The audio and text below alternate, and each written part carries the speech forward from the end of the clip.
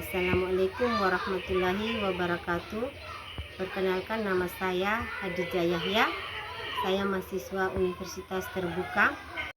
Di sini saya akan membuat kegiatan praktikum tentang pertumbuhan, perkembangan, dan perkembangbiakan makhluk hidup. Nah, di sini saya akan mempraktekkan dan membuktikan tentang perkembangbiakan pada tumbuhan kacang hijau. Bahan yang kita siapkan adalah 2 cup tisu kapas yang sudah dibasahi dan kacang hijau.